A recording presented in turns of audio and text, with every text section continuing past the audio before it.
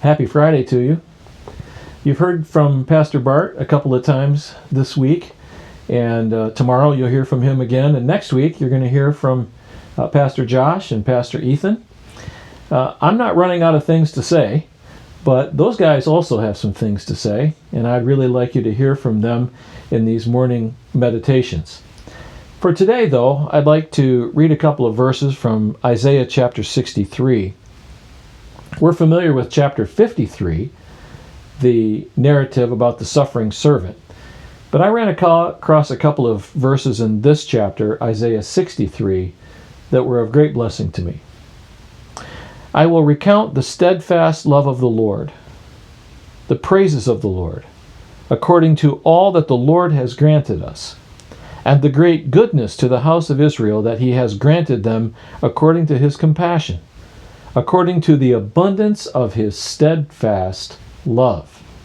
Now, last Sunday I mentioned that God has poured out his love on us, or lavished his love on us.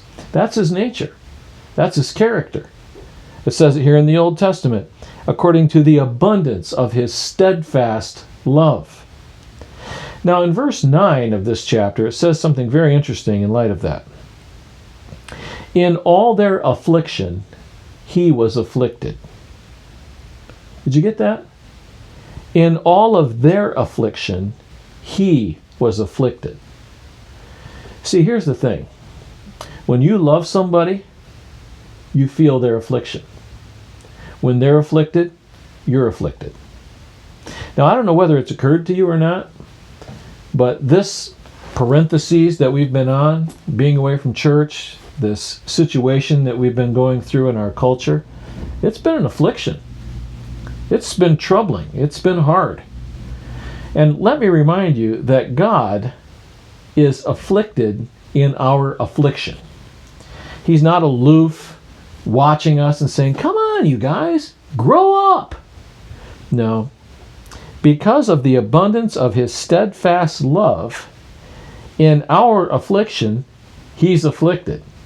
He's feeling this with us. I hope you can grasp that today and take some comfort in the fact that God has not abandoned us. God is not aloof from us, and God is not unaffected by our struggle. We often say in this culture right now, we're in this thing together, and we'll get through this together. And I don't really like that very much, to be honest, because we're not getting through anything without him. He's the one we need. He's the one who's in this with us. And with him, we will get through this together. Remember his steadfast love and abide in it today. God bless you.